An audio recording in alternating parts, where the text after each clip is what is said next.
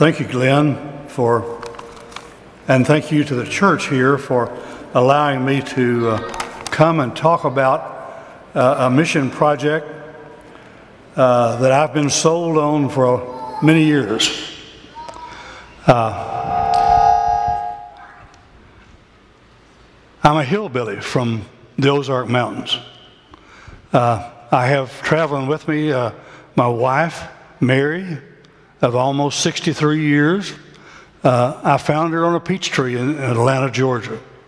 But we're here to talk about the Biblical Institute of Central America. It's a mission outreach of the Church of Christ. As Glenn said, I've had the privilege of working in Honduras and being involved in church planting for 40 years. Southside started working and planting churches in the northern part of Honduras in the late 1970s and has been still involved in doing that. After 15 years or so, we started trying to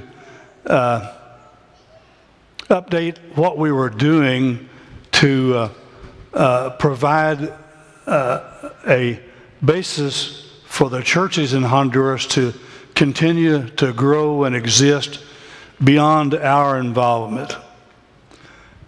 And we decided to do that by training, teaching church leaders.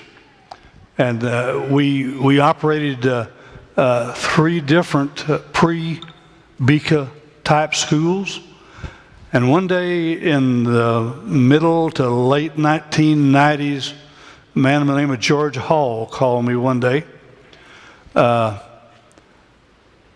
He and I had been working the same territory for a while, but we'd never met. But we knew about each other. But he called me and started telling me his dream about BICA. At that time, he didn't have the name Biblical Institute of Central America, so we didn't call it BICA. And frankly, I don't remember just what he called it. But he called me and said, I'm going to establish a school in Honduras. And he told me that the mission of the school was going to be to take men and women, Christian men and women, that were in churches in Honduras and equip them to better serve their local church. Not a great long mission, but this was his primary goal. And that same effort drives BICA today. We take men and women that are recommended to us by local churches. We offer them a 2-year biblical education. We provide a full scholarship, a place to live, food to eat, and some financial support while they're there. We ask them to commit 2 years of their life to learn how to be better workers for the Lord. Our students are trained in the classroom and out doing actual door-to-door Bible study. I'm going to show you some pictures in a little bit, and I'll show you some of those events taking place. Our first graduating class was in 1999, and this past November we graduated class number 21. So class 22 is approaching very near. Our 21 student body comes from Nicaragua, El Salvador, Guatemala, Mexico, and Honduras. We started the school year with 30 students total. 13 of those were second-year students, and 17 of them were first-year students. We provide separate classes for grade 1 and grade 2. Our teachers are mainly local preachers. The majority of them come from churches in Honduras, although we have some excellent teachers in the country of Nicaragua. We have a couple in the United States, and those men right now are doing their teaching by Zoom rather than going in person. But the local preachers come to the school.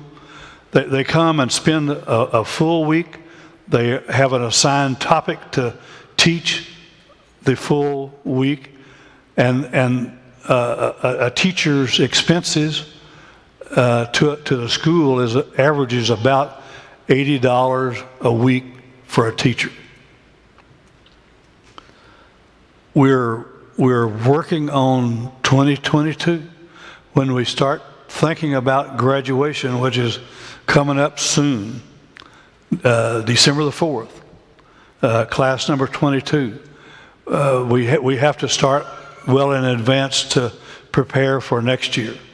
Our goal for next year is to try to start our school next January with 38 students. We expect maybe 3 this year from Mexico City. We always have some students from El Salvador, usually some from Nicaragua, and we think that we have a family from Colombia that's going to be in our student body this coming year. COVID was a big blow to a lot of people, to you, to us in Rogers, to Bika. We had to change a lot of things. In the middle of last year, it was bad enough that you had to make an appointment to go to the bank. You had to make an appointment to go to the grocery store to buy groceries for the school. Our students, for about 4.5 months, were mainly restricted to our facility for safeties. We lost 2 people to COVID. One of them lived in Rogers, Arkansas, a man that was preparing to be the administrator of the school and to do what I'm out doing in trying to raise funds and to try to communicate to our supporters about what we're doing. But this man, Victorino Martinez, got COVID last December and died about 30 days later. We had one student in Honduras that later on in the year died also from COVID. This man was 54, 55 years old with diabetes, pretty bad, and he only lived about 10 days after he contracted COVID. Class at Bika is a Monday through Friday affair. School is in session all day, Monday through Thursday. It's in session until noon on Friday. Friday afternoon, most of the students go out and spend Friday night, Saturday, and Sunday with a church somewhere learning how to be an evangelist. They go to a church and help, and they teach, they baptize people. Our students this year, since the middle of January, have reported in excess of 100 baptisms. Bika is under the oversight of a board of directors. One of them lives here, Glenn Addison. 2 men live in Marble Falls, Texas. 2 in Tyler, Texas. And there's 2 of us in Rogers, Arkansas. We communicate. The last year, most of our communication has been by conference call because of COVID, but we're beginning to, I hope, to break that cycle some part. I serve as treasurer of the board. I provide daily oversight with the director in Honduras. I don't do much directing. Marvin is capable of directing himself, but he and I confer several times a week. And no, I don't speak Spanish. Been traveling to Honduras for 40 years. But I know what I order when I go to the restaurant and give the waitress my order. I know what's going to be on the plate when it comes. But I don't speak Spanish. I have to use translators. Marvin and I communicate using Google Translator. And it's a great tool. The school in Honduras is managed by our director, Marvin Espinoza. I'll show you his picture in just a few minutes. And an assistant director, Luis Bonilla. An operations manager who does everything from drive the bus to change light bulbs to building facilities to does some teaching. All three of these men are graduates of BICA. All three of them are capable of teaching. When a teacher at last minute doesn't come to fill his role, these men are capable to do that. But we don't schedule very many classes for them to teach. In addition to these three men, we have a full-time cook, and then the rest of our staff is part-time groundskeeper, a watchman, an assistant cook, and various people like that. I'm going to show you a few photographs. I hope that my Ozark mountain ingenuity will let me make this thing work. The picture you see up there is a pickup load of bananas. We have on our site about 1/4 of an acre of banana trees. This is the produce that a few weeks ago was picked off of our trees. Those went to the kitchen. We have a walk-in refrigerator and a walk-in freezer, so we have facilities to store this kind of produce. Anyway, those will be used in our kitchen. What does it mean to you? Not much, really. But bananas is one of the major commodities that is farmed in Central America. This is looking from the highway, looking at our main building. The sign advertises 2 Timothy 2:2, and we'll talk about that scripture a little later. But you see the mountains in the background. We have 4.8 acres of land that the building is sitting on that we've been able to build on and develop a very usable and comfortable facility for our students to live every day of the week. This is Marvin Espinoza, the director of the school. This is sort of an outdated picture, but I like it because it shows the 2019 graduation. The last time that we were able for several members of the board to visit the school was in 2020. We had to curtail our travel because of COVID. Anyway, this was the 2019 graduation.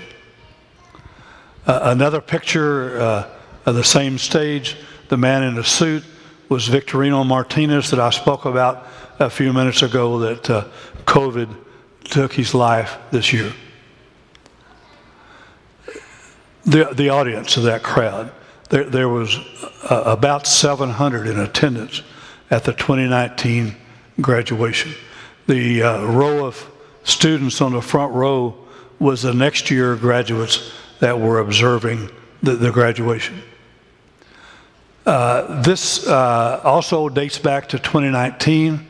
This is students on a campaign in El Salvador, actually, where this took place, but they were out going door to door, and this is people's front doors.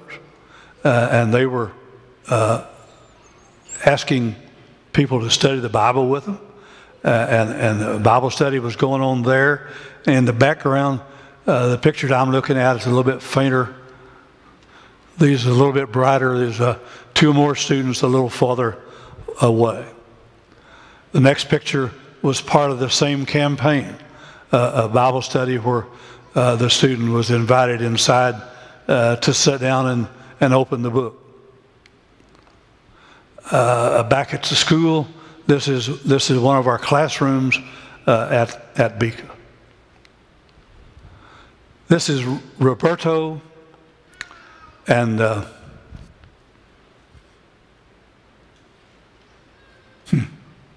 I should remember her name. This is a father-daughter combination that were students that graduated in 2020. I've got 3 or 4 pictures of people that I want to show you that there's real people that are involved in what we're doing, what you're supporting. Roberto and Crystal, they live in Olanchita,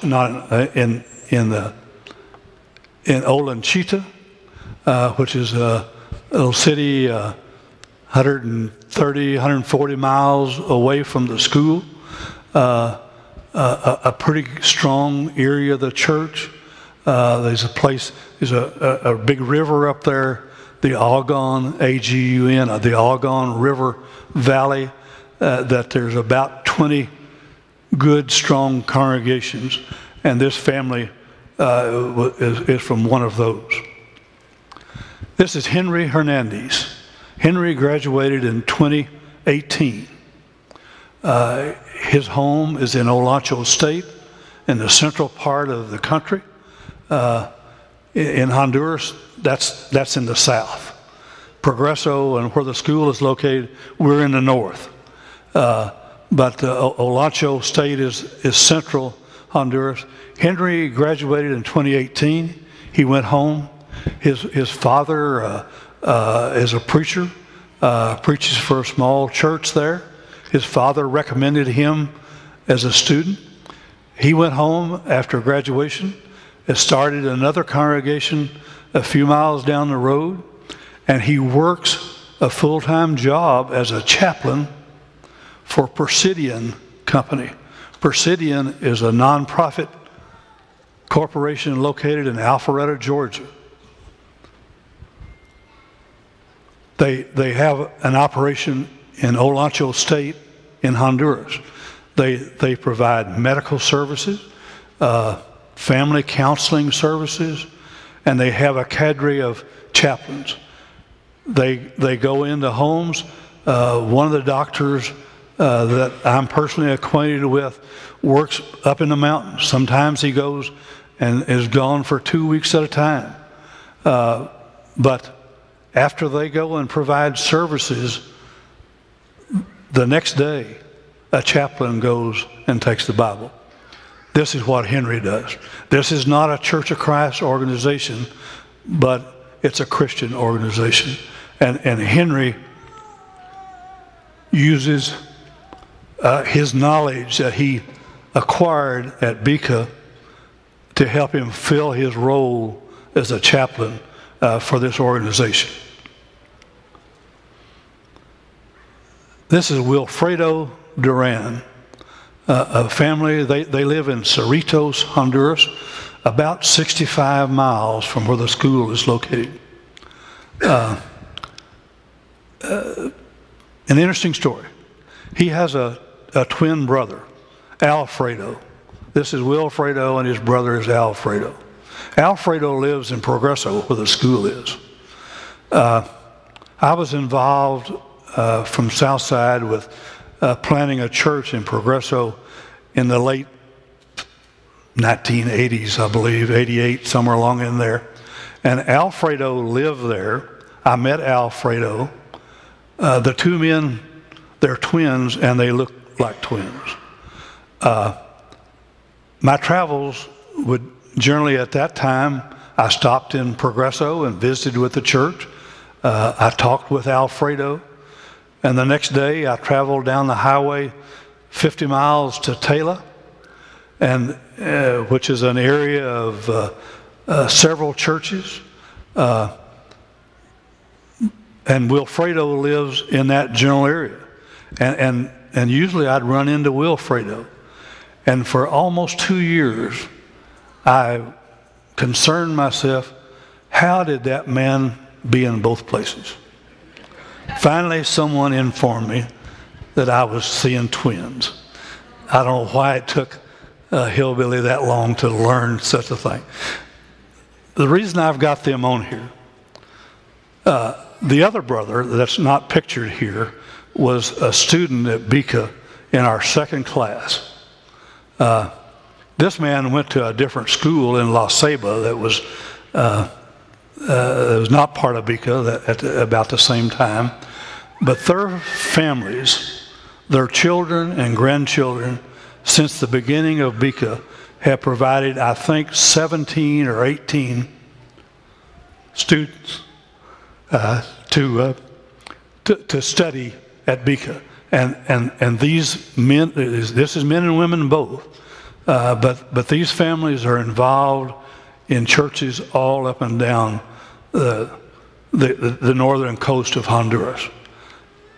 The next picture is the one that I like. This is Mrs. Duran's kitchen.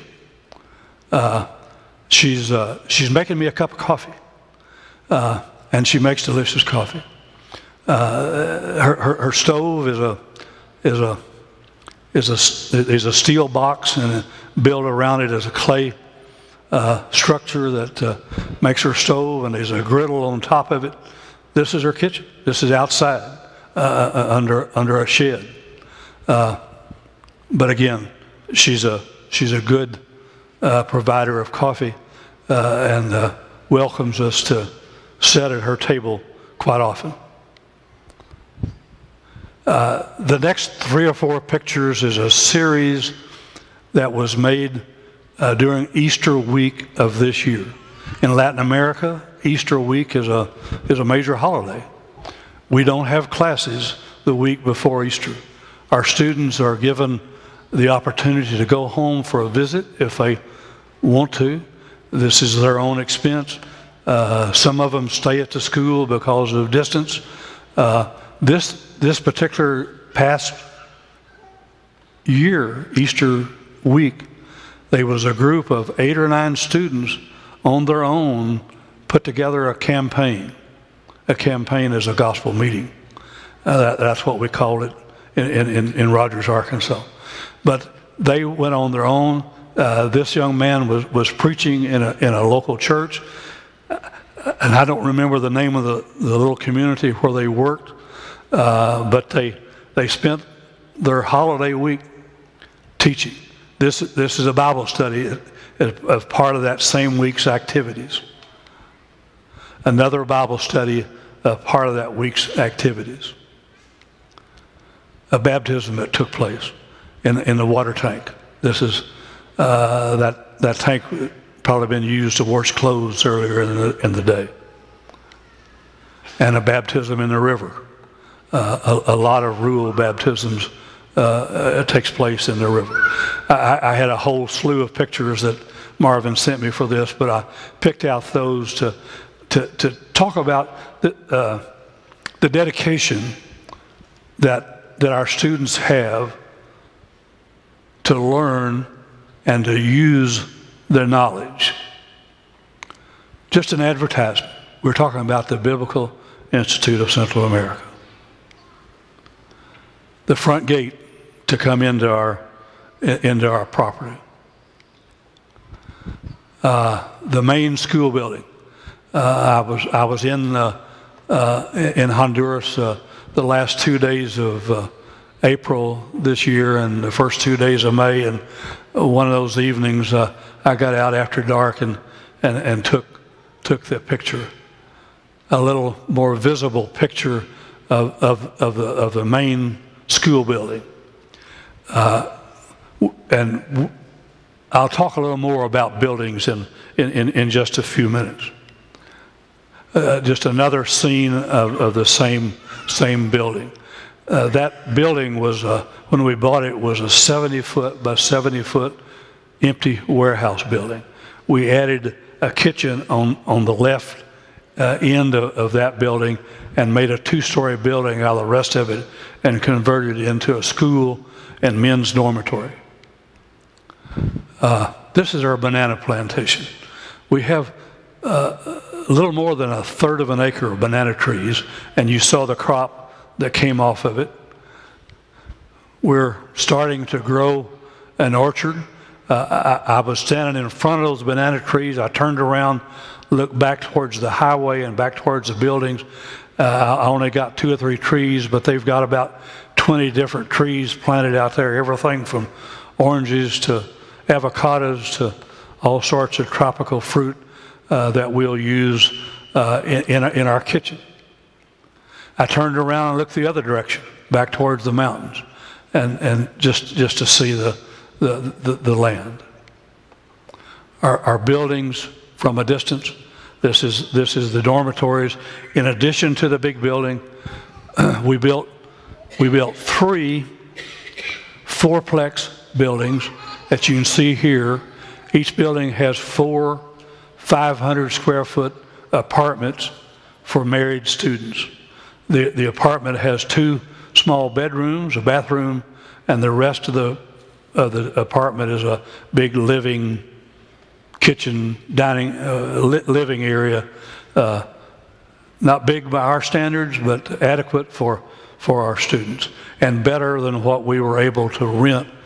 Before this, we rented space for our married students to live in the city of Progresso, and some of them lived in some pretty sorry facilities.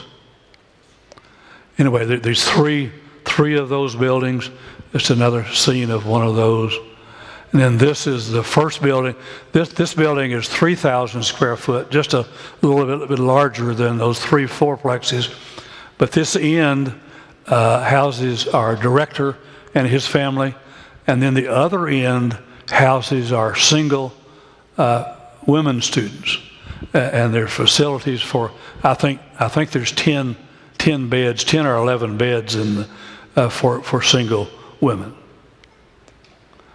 This is Marvin Espinoza. He's the director. He's 37 years old. Been a Christian, it says, for 10 years. Graduated from Beca in 2015. Is that 2015?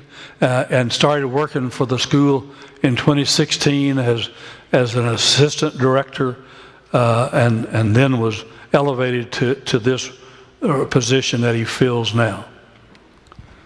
This is Luis Bonilla. He is our assistant director. He's 28 years old. He's single.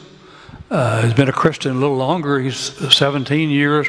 Most of his life he was baptized and taught and baptized fairly young.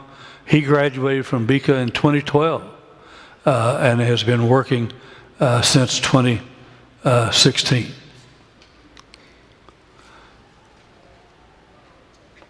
We use as a central theme of our instruction 2 Timothy 2:2.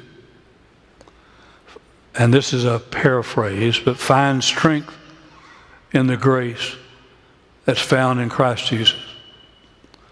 And the things you've heard from me, tell those things to faithful men and women, that they will be able to teach others. If George Hall was ever here and talked about Beca, and I wasn't here to hear him, but I'll assure you, he told you about this verse. This was his driving force when he came up with the idea of starting a school. He wanted to train men and women that their training would help them go on through life and train others after they go back into the world. 2 Timothy 2:2. And we use that today.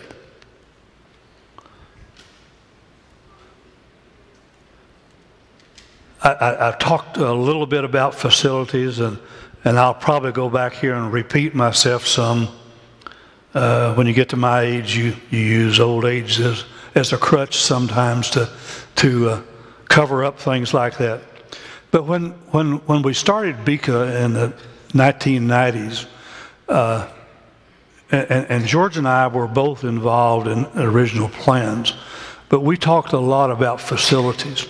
And honestly, we didn't know whether BICA was a 1-year project, a 5-year project, or a 20-year project. We had a lot of hopes, a lot of ambition, but we didn't know. So we decided that the best thing to do was to not buy facilities. We were going to rent facilities. But after about 15 years, several of us got to thinking and talking about it's time to maybe rethink things. And during the years of 2017 and 2018 particularly, some building was constructed in Guatemala. In 2018, we found this property in Honduras. I happened to find a contributor that would front the money. It cost $165,000 to buy that vacant building and 5 acres of land. And as I say, was able to find a contributor to front the money to allow us to do that. And then we've built additional dorm facilities, and today we have about 20,000 square feet of floor space of dorms and school facilities, school rooms, kitchen, dining room, and the facilities that it takes to operate an operation like this. And it's paid for. We've been fortunate to be able to build it and get it paid for.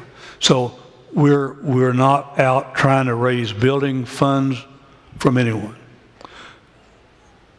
I spend my time trying to raise operation funds. And we have existing contributions from several churches.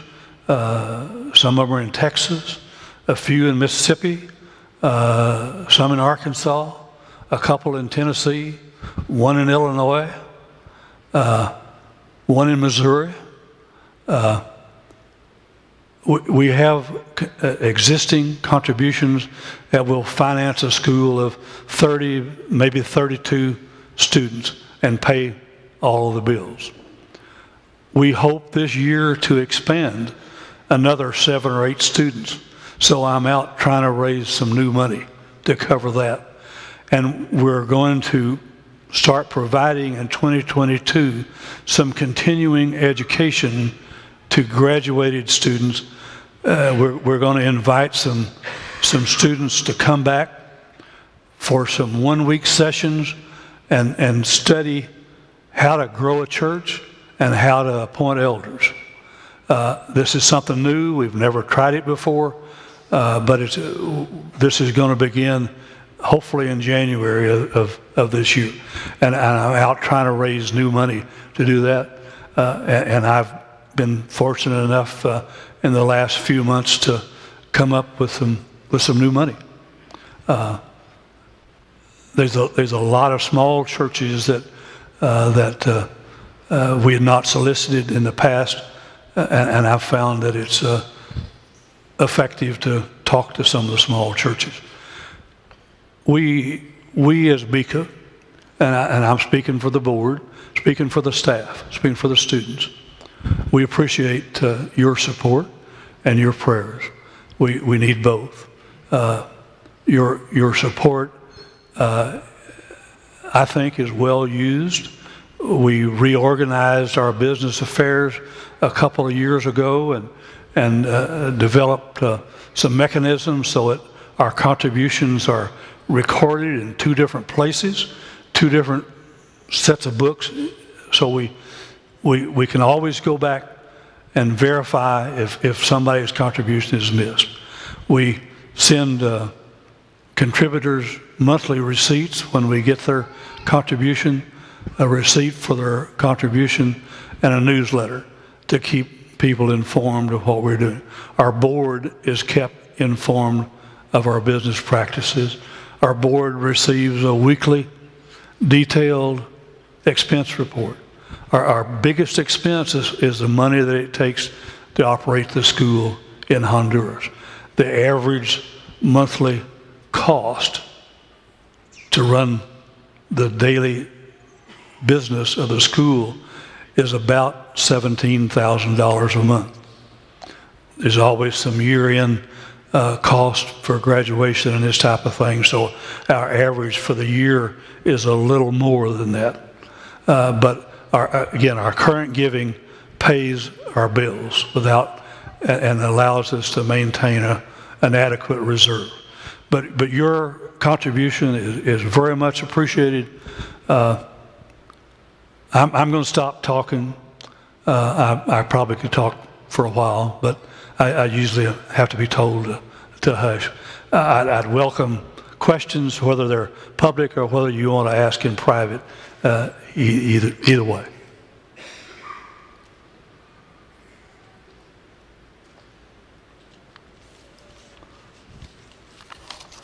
Song leader, I turn back over to you.